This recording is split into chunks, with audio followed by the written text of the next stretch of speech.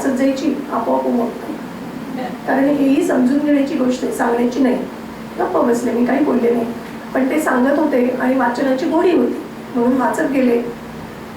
काही खूप उमगलं असं वाटत नव्हतं, पण असं झालं होतं की आमच्या घरावर सोलार वॉटर हीटर आहे, पण पावसाळ्याच्या दिवसात आणि जेव्हा आभाळ आलेलं असेल ना तेव्हा ते पाणी गरम नाही होत. आणि मग ते कधी लक्षात येतं, 9 वाजत आले, कामावर जायचे, आंघोळी जाताना आतमध्ये गेलं, नळ सोडला, थंडगार पाणी. आता काय करता, घ्या तसेच तांबे, कारण आता काय करणार. हे कितीतरी दिवस चालू होतं, 2, 3, 4, 5 दिवस झाले. आणि एक दिवस नळ सोडताना म्हणलं झालं, आपण गेल्या 10 दिवसातही शाळे झालो नाही, एक थोडंसं गरम पाणी खाल्लं घेऊन यावं, ते काही आपण करत नाही, असा मनात विचार आला आणि नळ सोडला की चला आता रोजच्या प्रमाणे थंड पाणी असू द्या. आता कोमट पाणी आलं. कोमट पाणी कसं काय आलं. आणि मग आठवलं की काल 2 तास ऊन पडलं होतं. त्या 2 तासामध्ये त्या सूर्याने कुणालाही न विचारता आपलं आपलं काम केलं होतं, ते यथाशक्ती. उन्हाळ्यामध्ये बोट पोळेल एवढं पाणी गरम होतं, पण हिवाळ्यामध्ये 2च तास अगदी मंद सूर्यप्रकाश पडला तरीही पाणी त्याला जेवढं शक्य आहे तेवढं तापलं, ते यथाशक्ती. आणि म्हणून देव भावाचा भुकेला आहे, पण दांभिकपणा आवडत नाही.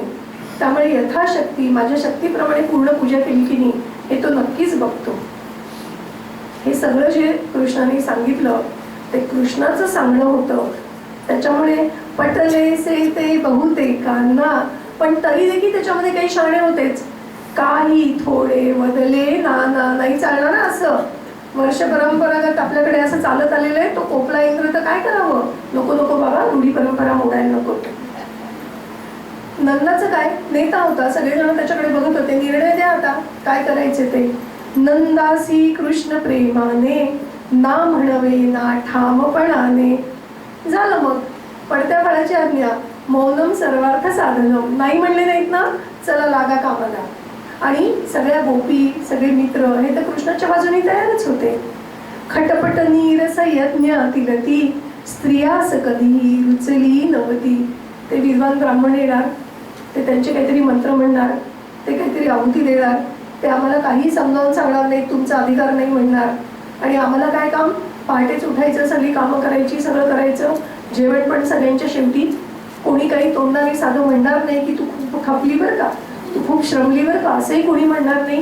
त्याच्यामुळे बायकांना काही खूप आनंद नव्हताच त्या यज्ञामध्ये. त्यांना तो फार आनंद झाला. हर्ष झाला फार तयांना, प्रिय असतो उत्सव सर्वांना. त्याच्यामुळे गोपी तर लगेच तयार झाल्या.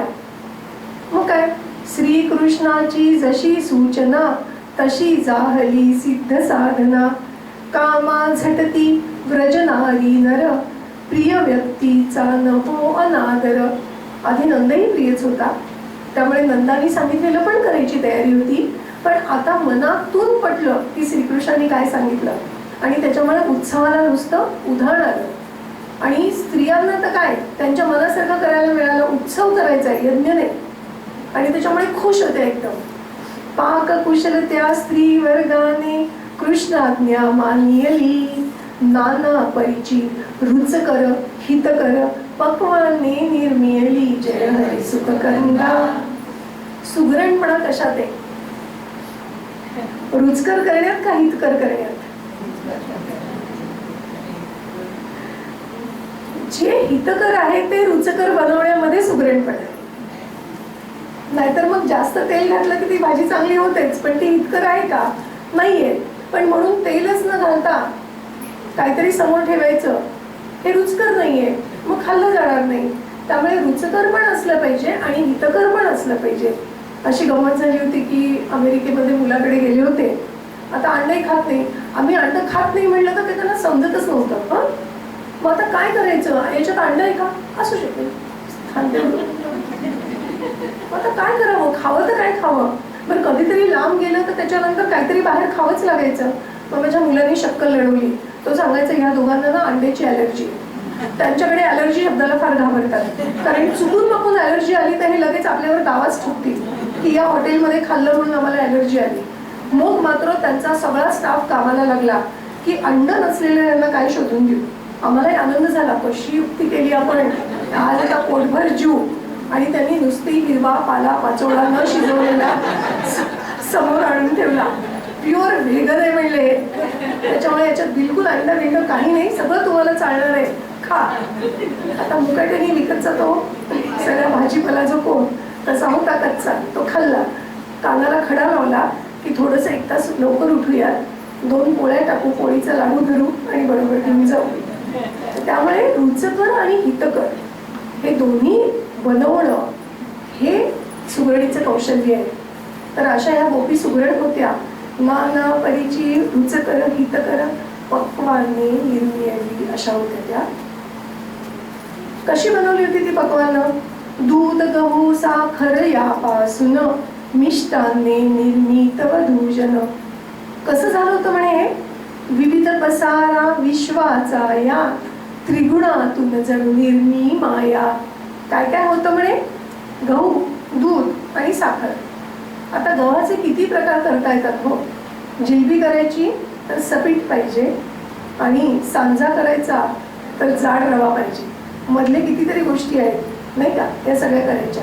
आणि पुन्हा जिलबीला वेगळं भिजत घालावं लागतं, सांज्याचं वेगळं भाजावं लागतं, आपल्याला लाडू करायचं तर ते वेगळं भाजावं लागतं, पाक करायचा तो 1 तारी का 2 तारी हे बघावं लागतं. म्हणजे या सगळ्यांमध्ये दूध, साखर आणि गहू हेच आहे. दूध कसं, श्रीखंड करायचं असेल तर बांधा चक्का करून, दूध पाहिजे असेल आटवा, बासुंदी करा. तर या सगळ्यांपासनं वेगवेगळे पदार्थ जसे होतात तसे सत्व, रज आणि तम या 3 गुणांमधनं हे सगळं जग त्या मायेने निर्माण केलंय. तसं जणू झालं होतं त्या गोपींनी जेव्हा ही सगळी पक्वान्न बनवली होती.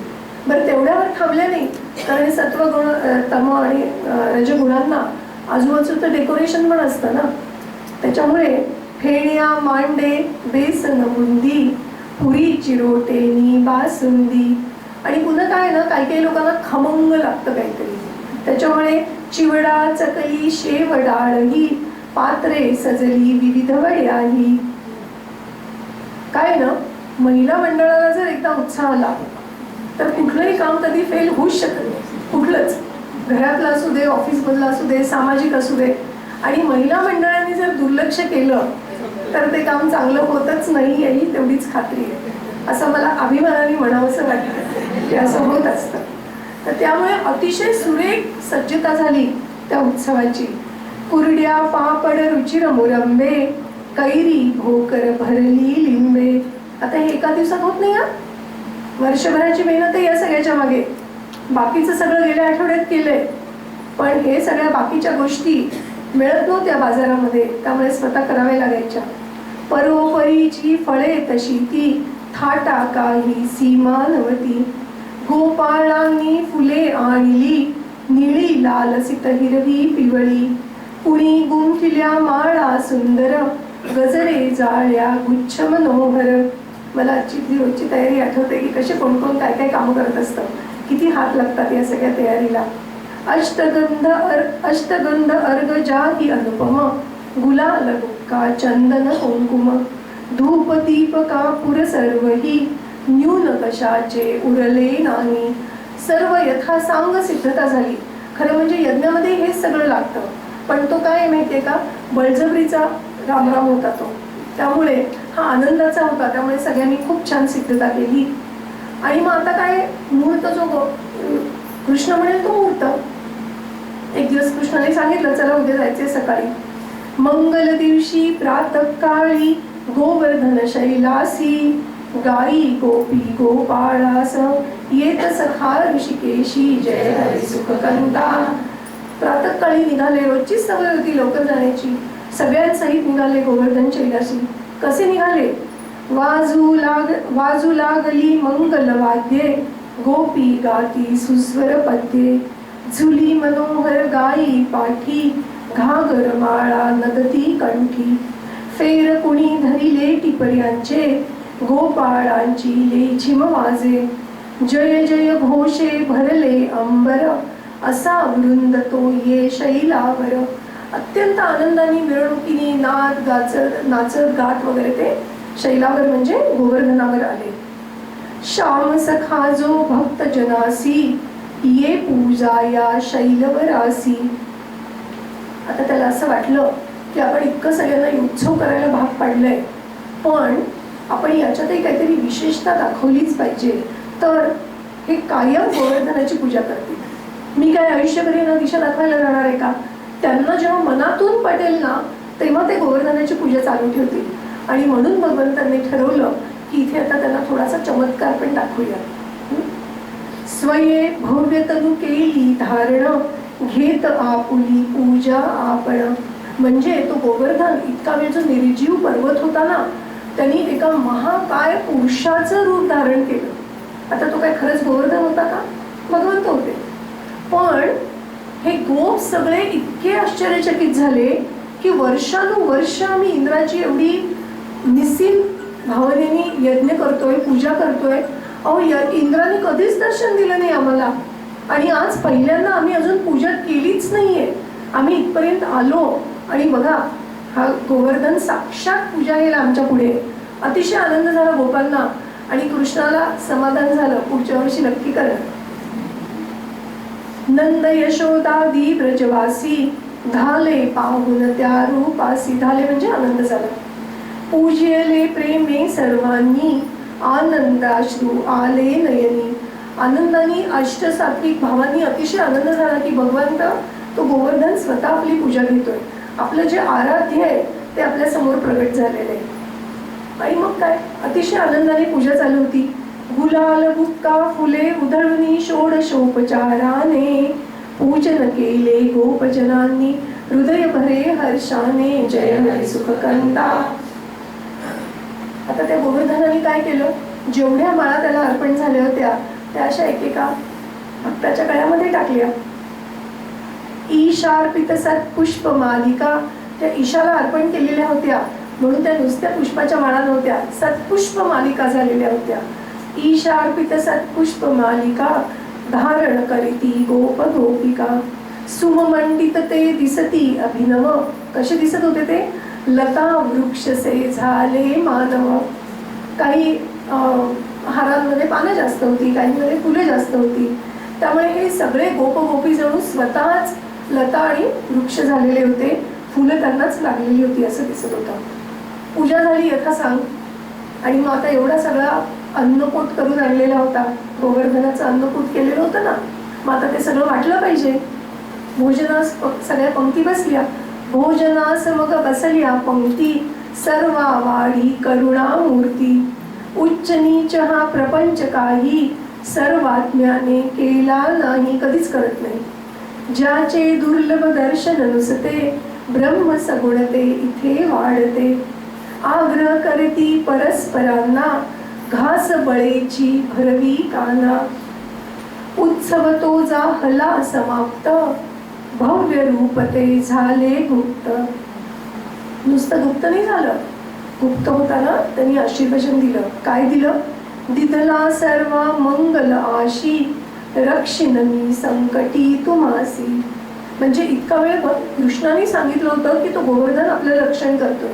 आता इथे प्रत्यक्ष गोवर्धनाने, गोपांच्या मताने प्रत्यक्ष गोवर्धनाने सांगितलं मी तुमचं रक्षण करेल. आता त्यांची श्रद्धा अजून दुप्पट झाली. पण आता काय झालं माहितीये इकडे?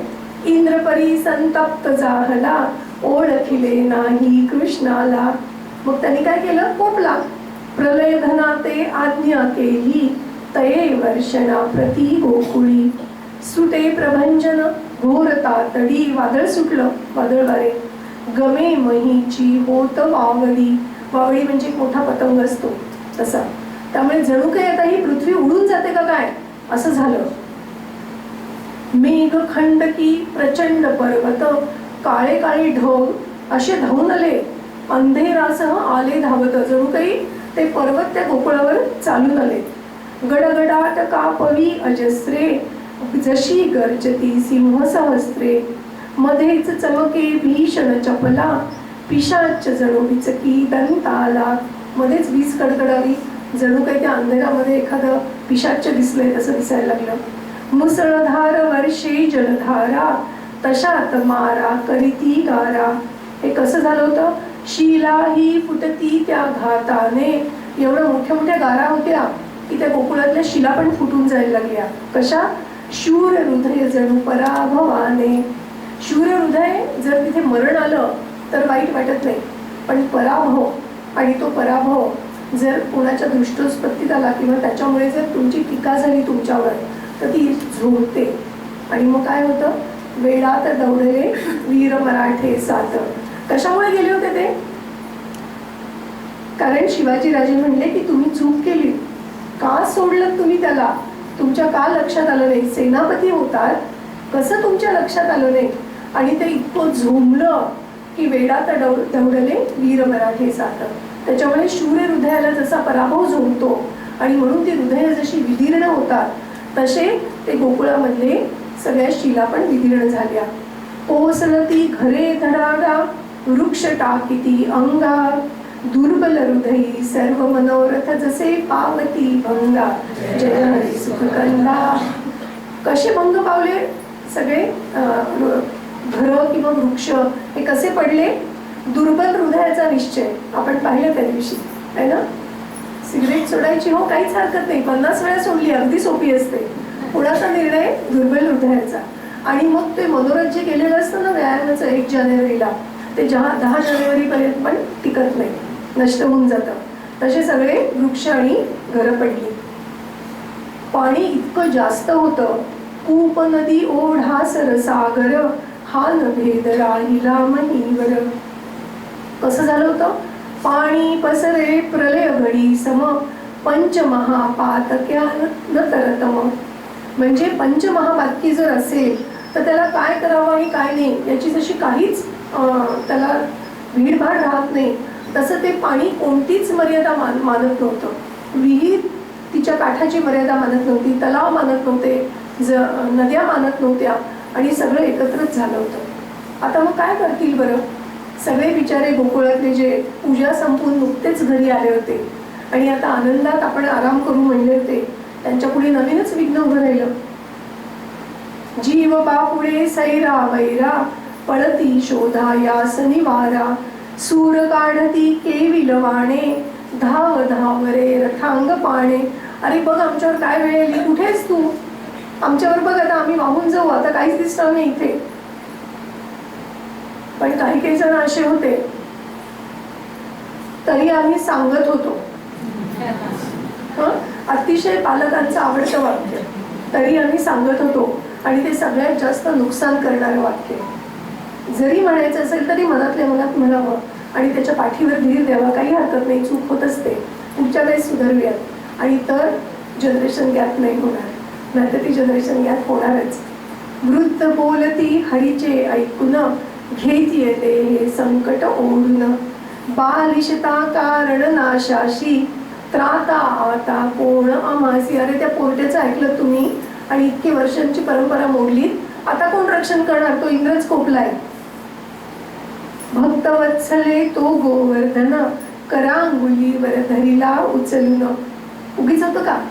रक्षिण मी तुम्हाशी संकटात, उगीच पोकळ आश्वासन नव्हतं ते.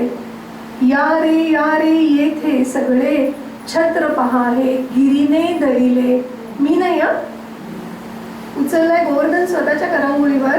इकडे या, ह्या गिरीने. तो म्हणला होता ना गोवर्धन तुम्हाला तुमचे रक्षण करील, बघा तुमच्यासाठी छत्र धरलंय.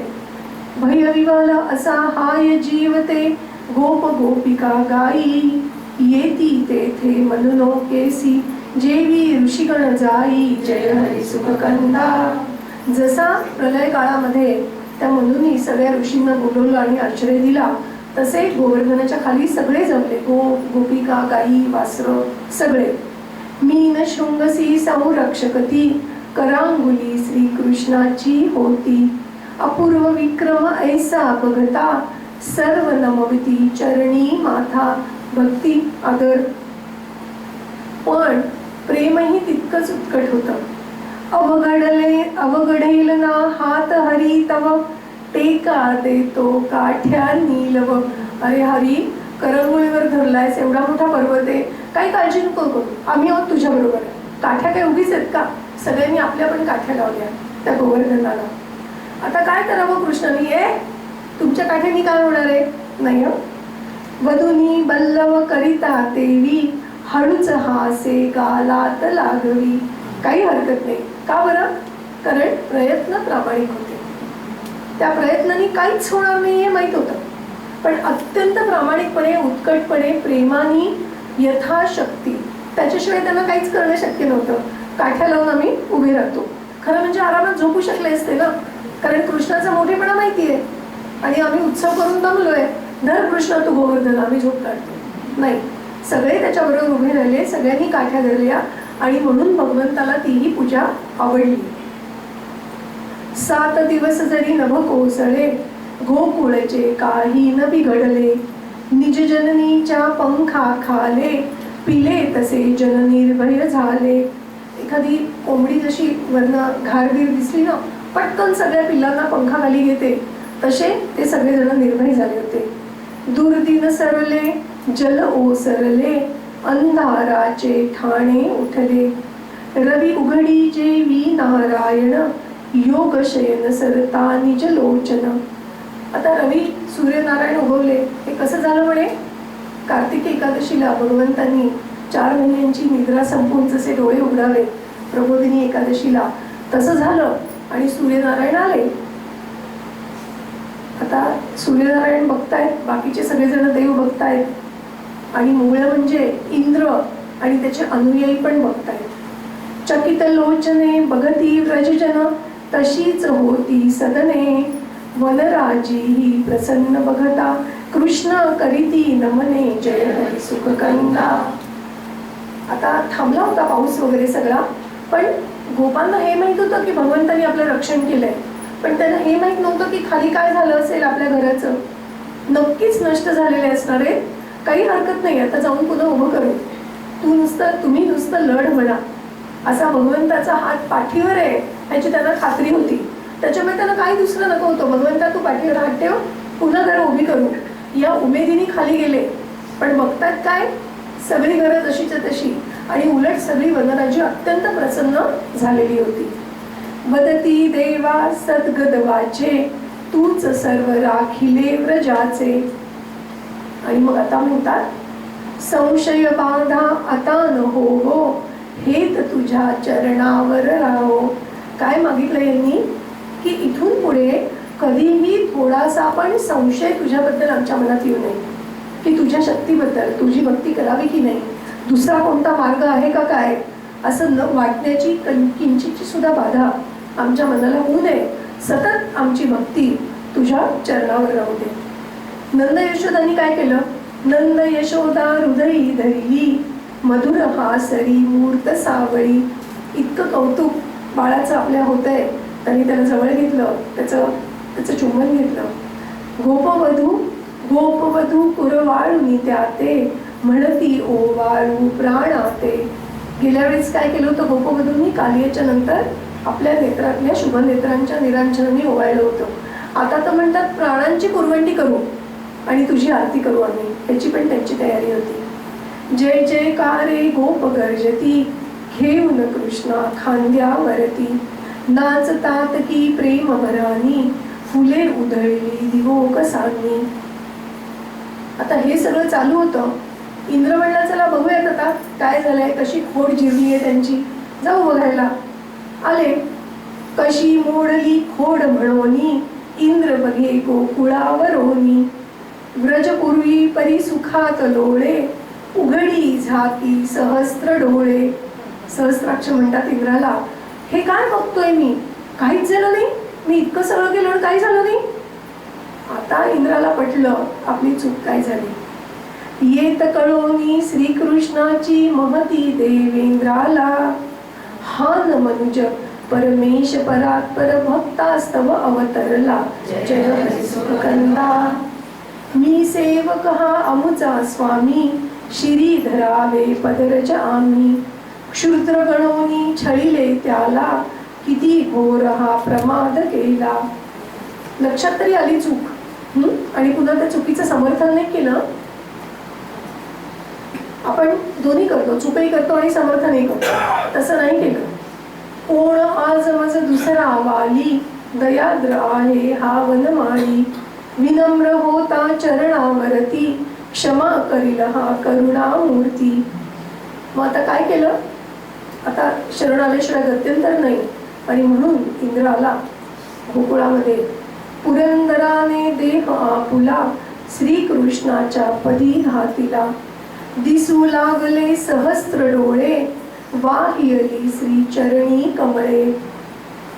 त्याचे डोळे नीलकमलासारखे, जणू काही तो जेव्हा भगवंताच्या पायावर पडला तेव्हा भगवंताच्या चरणावर सहस्त्र कमळ वाहिली आहेत आणि त्याची कुणी पूजा केली आहे असं ते दृश्य दिसायला लागलं. जसं भगवंताची ब्रह्मदेवाने पूजा केली, प्रार्थना केली, तसं इंद्रही प्रार्थना करतो. नमो महात्मन नमो नमस्ते, विशुद्ध सत्वा नमो नमस्ते, शांत तपस्वी स्वयं प्रकाशी, क्षमा करी भो या दासासी. राग लोभ मत्सरादि तुझसी, स्पर्शती न ऋषिकेशी, दंड परिधरिसी खलदमना, रक्षण्यास धर्मासी, जय हरे सुखकर्ता. त्याला राग येत नाही, तो राग आणतो. आणि म्हणून भीष्म सहायक विद्ध अर्जुन होत विमल संगरी. मग तेव्हा राग आला म्हणजे तो आणलाय की तुम्ही असं कसं करू धसताय, तुम्ही तुमची लिमिट ओलांडताय, आता मी तुम्हाला दाखवतो. त्याच्यामुळे त्याला राग येत नाही, तो राग आणतो. आणि म्हणून दंड धरी परी खलदमना, कारण त्याला धर्माचं रक्षण करायचं. दुर्धर्माया त्रिगुणात्मकही, स्पर्शतीयेचा तुझसी नाही. पण तुला नसला तरी परी नाचवी ती आम्हासी, वश होतो या मदमोहासी. आत्ताच नाही का माझ्या मनामध्ये तामस गुणाचं प्राबल्य झालं आणि मग मी काय केलं तू पाहिलंच ना. आणि मग आमचं असं होतं, तूच दिलेल्या ऐश्वर्याने मत्त जाहलो मी अज्ञाने, मूर्खपणे उलटलो धन्यावर, क्षमा करावी मज करुणा कर. अत्यंत अनन्य भावाने शरणागत आला.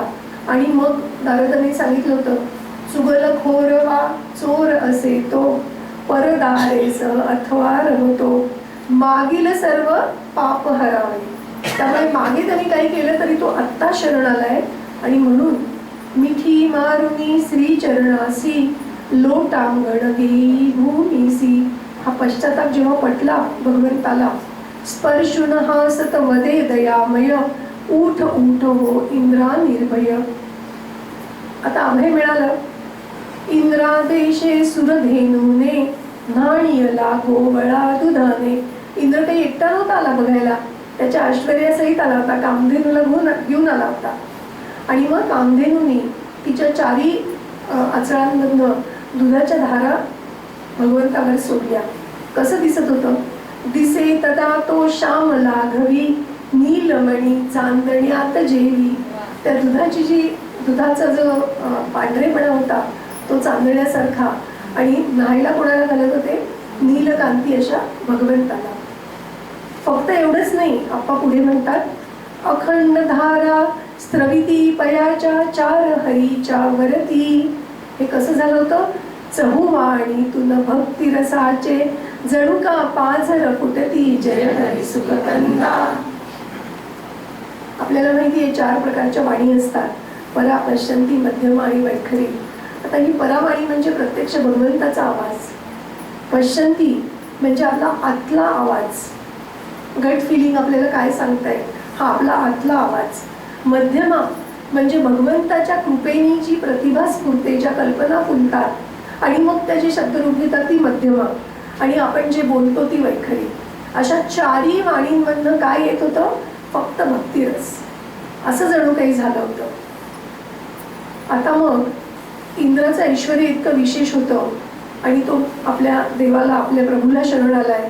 दिव्य अर्पिली वस्त्राभरणे, सम्राटासी मांडली काने, कल्पवृक्ष सुमनांची माळा, समर्पिली प्रेमे घननीळा. पुन्हा पुन्हा वंदून ईशाशी, परते वासव निजस्थलासी. वासव म्हणजे इंद्राचं दुसरं नाव. आता गोपबाळ हे सगळं बघत होते. गोपबाळ पुसतात हरीला, कोण बुवा हा आला होता, सर्वांगावर त्याच्या कसले, माशा समरे होते खवले. इंद्राचे हे जे सगळे डोळे होते, सहस्त्र डोळे, ते काही बघू शकत नव्हते. त्याच्यामुळे ते खवल्यांसारखे निर्जीव डोळे होते ते. मग का आले होते डोळे? आपल्या सगळ्यांना कथा माहिती आहे की अहिल्या अत्यंत रूपवती असलेली, त्यामुळे सगळ्यांना तिची अभिलाषा होती. पण अनेकांनी त्याच्यावर विजय मिळवला जेव्हा अहिल्याने गौतम ऋषींशी लग्न केलं. पण इंद्राला आपल्या कामनेवर विजय मिळवता आला नाही. त्यामुळे इंद्र संधी साधून होता की कधी एकदा मला अहिल्याचा उपभोग घेता येईल. पण सोपं नव्हतं. त्याच्यामुळे त्यांनी आधी पाळत ठेवली, रेकी केली होती.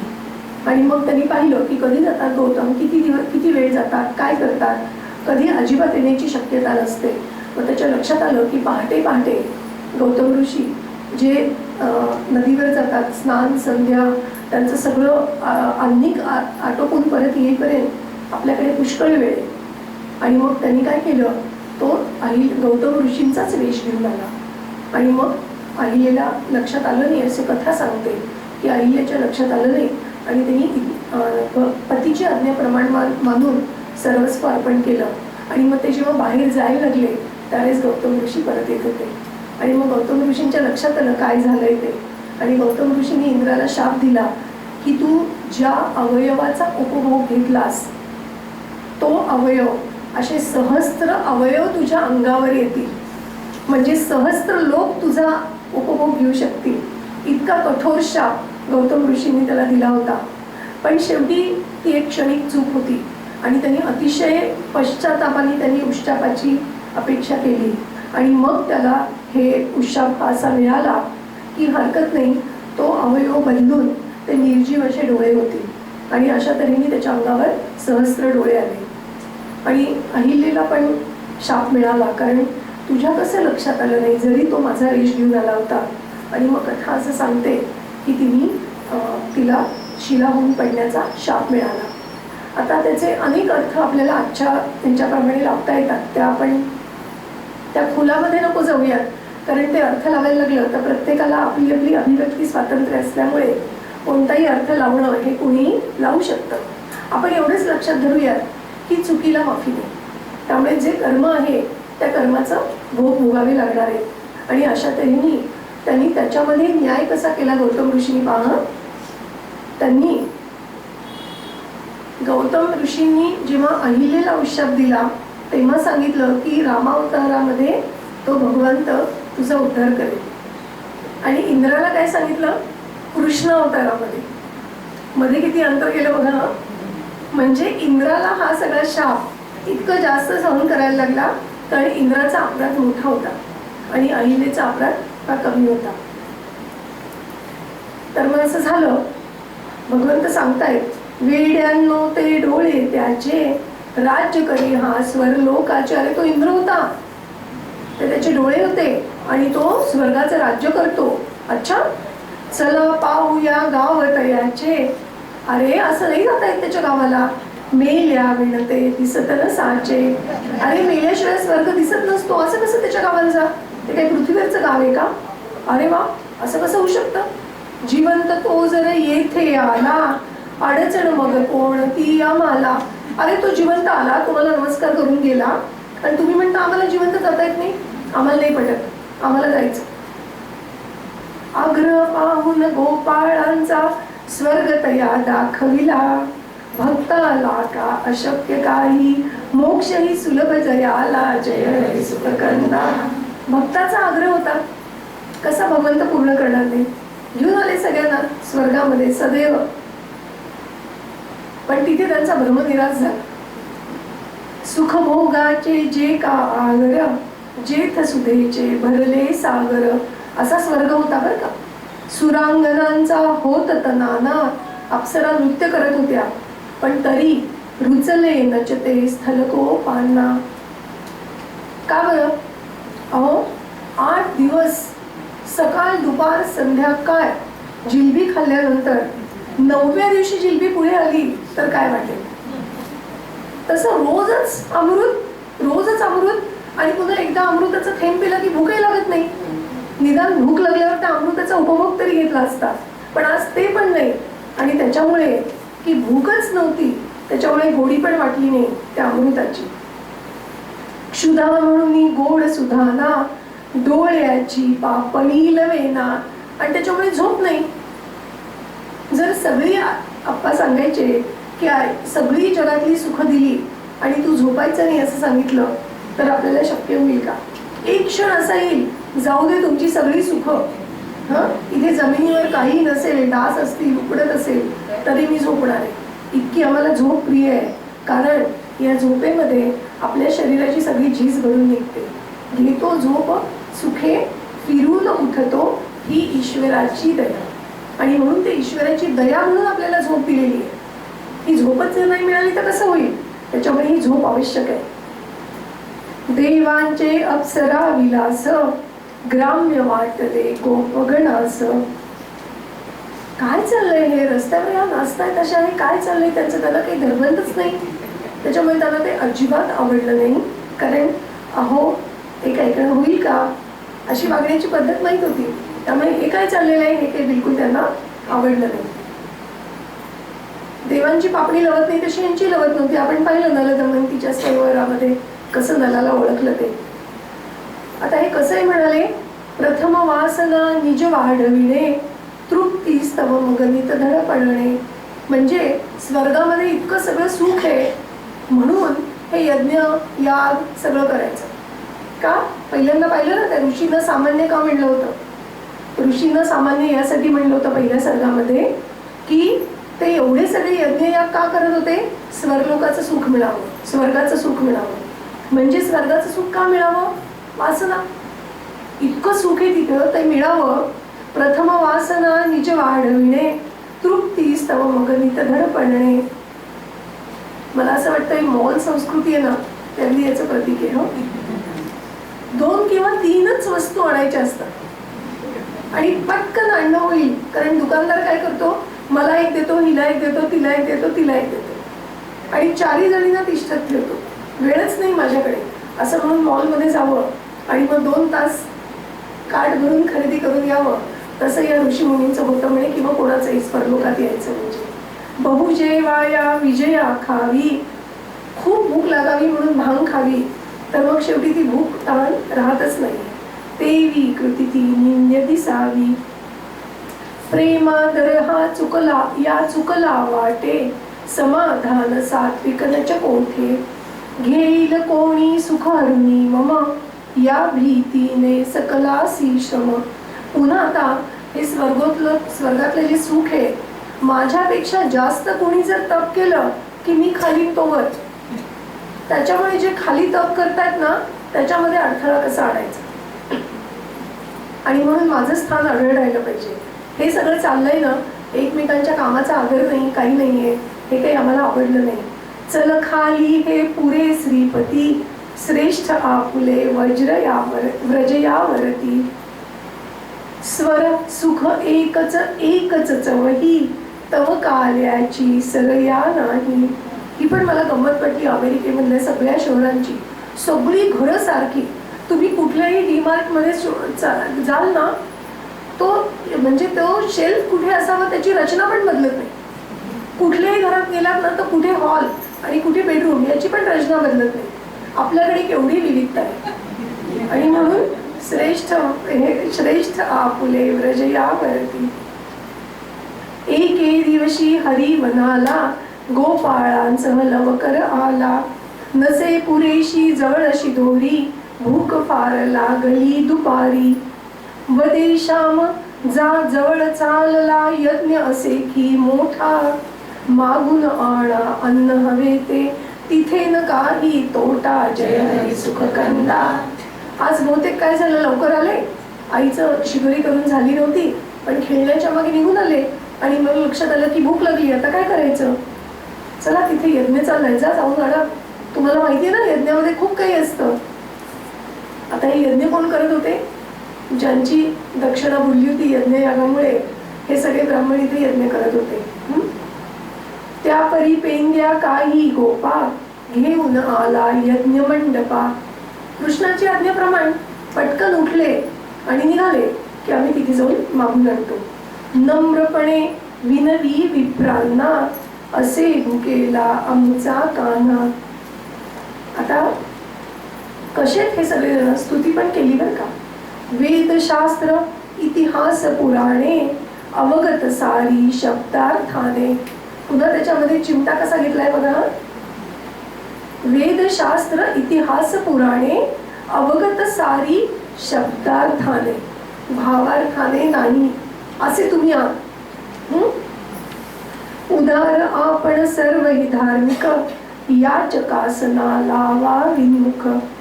तपोधना ज्या यज्ञ आपण उद्यत करण्या जन कल्याण.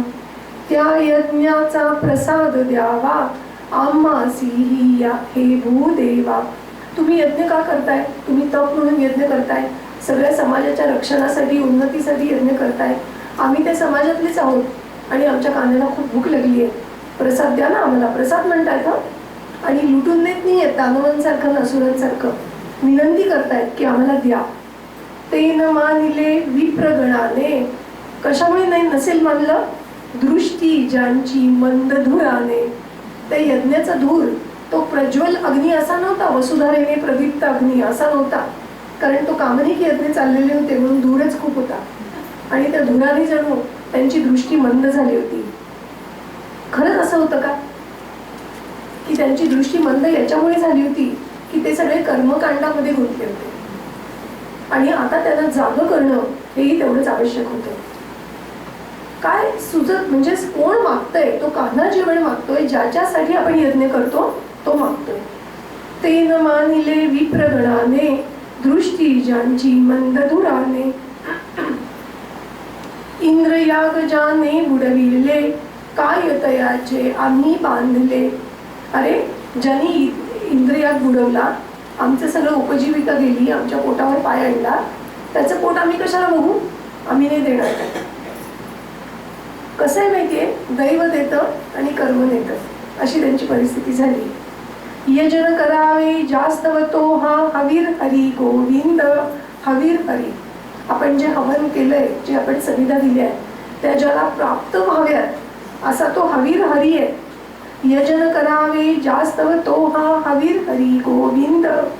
प्रसन्न होता स्वये तयासी अवगाणती हे अंध जय हरी सुख कंदा. दैव देते आणि कर्म नेते. काय करणार? निघे तेथुनी वदेसी दामा. हुशार होता ना एकदम.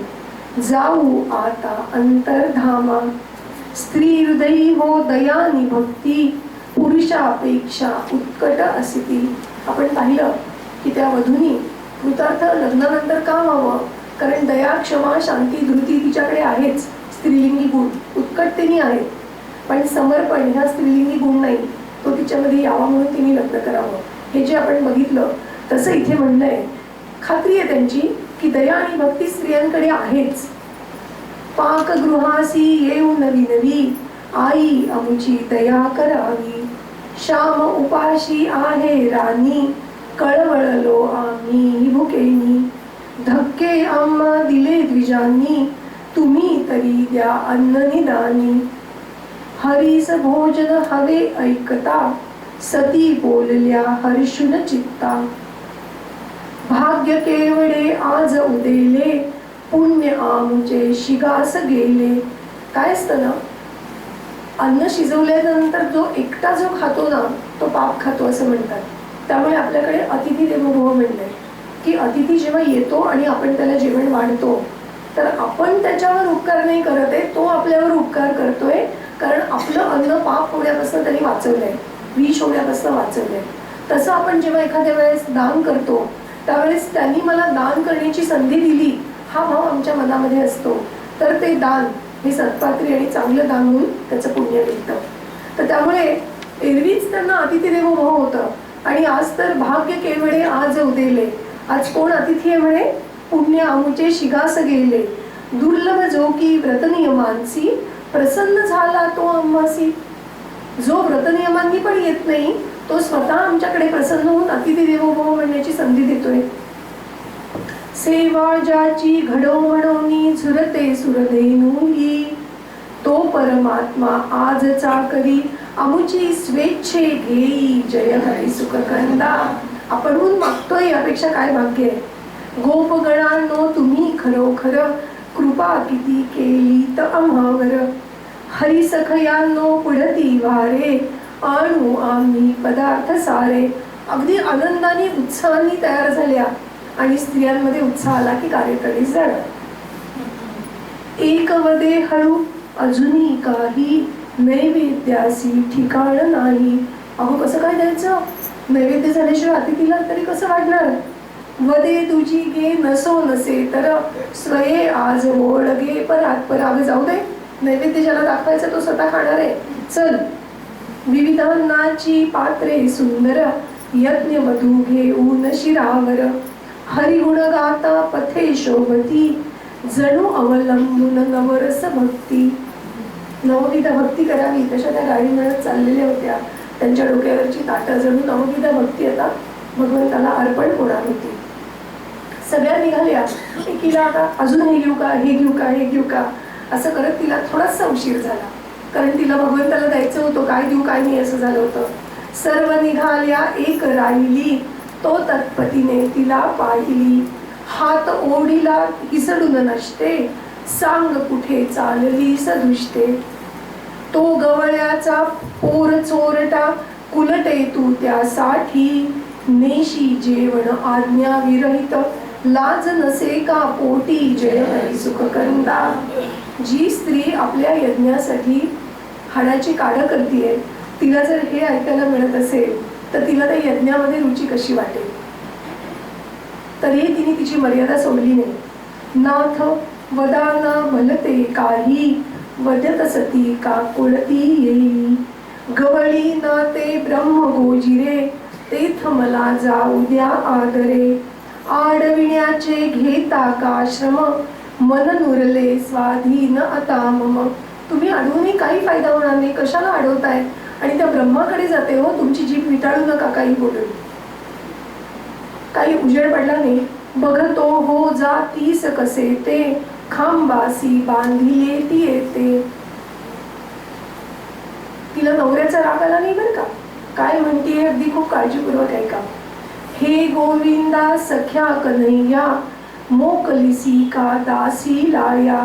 भगवंताची प्रार्थना करते आणि काय म्हणते पुढे? देह जयाचा तये रोधिला, प्राण परी का तुझसी मुकला. लग्न करून यांच्या घरात आले तेव्हा देह त्यांच्या स्वाधीनचा झाला. तो त्यांच्या स्वाधीनचा होता म्हणून त्यांनी बांधला. त्यांना दोष देत नाही मी, त्यांचा देह होता तो त्यांनी बांधला. पण अरे माझे प्राण, ते मी तुला अर्पण केले, ते प्राण का इथे राहू देतोयस तू? मोकलीसी का मला. हे जेव्हा ती उत्कट भावानी म्हणतीये, भगिनी माझ्या तुझ गोपाळा, कवळतेत असतील या वेळा. त्या तर पोचल्या असतील, तुला भरवत असतील आणि मी एकटी इथे अभावी राहिलीये. अन्न वाढीता गोपालागी, उरले मागे मीच अभागी. अतिशय वाईट वाटलं तिला. आणि मग दूर ठेवितो तुझ पुन ऐसा, देह नको हा मजला. नंद नंदना सख्या वदोनी, प्राण तिने सोडियला जय हरी सुख कंदा. कसं आहे ना, दोन्ही हात उभारून पालवितो नारायण. आपल्या सगळ्यांना माहिती आहे की आपण संजीवन समाधी घेण्याच्या आधीची कविता लिहिली आहे. त्याच्यामध्ये त्यांनी असं लिहिलं की आम्ही जातो आमच्या गावा, आमचा राम राम घ्यावा. आम्ही आज का चाललोय? कारण दोन्ही हात उभारून पालवितो नारायण, ये माझ्याकडे. आणि तो मला बोलवतोय तर मी इथे कसा राहीन? आणि इतक्या उत्कटतेने जेव्हा त्यांनी भगवंताच्या प्रती देह अर्पण केला तर विष्णुतीर्थ असं म्हणाले की योग्याची समाधी नाहीये, ही भक्ताची समाधी आहे. तो नारायण मला बोलवतोय आणि म्हणून मी त्याच्याकडे जाईन. इतक्या उत्कट भक्तीने त्यांचा जो देह त्यांनी सोडला, ते इथे त्यांनी बोले तैसा चाले त्याची वंदावी पावले. जे बोलले ते सगळं त्यांनी त्यांच्या आयुष्यामध्ये करून दाखवलं. दूर ठेवितो तुझं पुन्हा ऐसा, देह नको हा मजला. आणि आपण सगळे तेजाचं चांदणं वाचाल तर तुमच्या लक्षात येईल की प्रत्यक्ष समाधी घेतली त्याच्या कितीतरी वर्ष आधी आपल्याला सारखं असं वाटत होतं की तू का मला दूर ठेवतोयस, तू मग का मला दूर ठेवतोयस. पण भगवंतांनी सांगितलं होतं की तुमचं कार्य अजून संपलं नाहीये. आणि म्हणून आनंदाने शेवटच्या क्षणापर्यंत कार्य केलं. वयाच्या 83व्या वर्षी 700 पानांची मनुस्मृती लिहिली आहे, सभाष्य आणि मनुस्मृती. आणि नुसती लिहिली नाही, इथे येऊन त्याच्यावर व्याख्यानं दिली. आणि व्याख्यानं देताना जेव्हा लोकांना वाटलं की इथे काहीतरी गडबड होईल तेव्हा ते म्हणाले, मग त्यांना बिनघोर भाषण करू द्या, मी दारावर उभा आहे, कोण कसा विरोध करतो मी बघतो.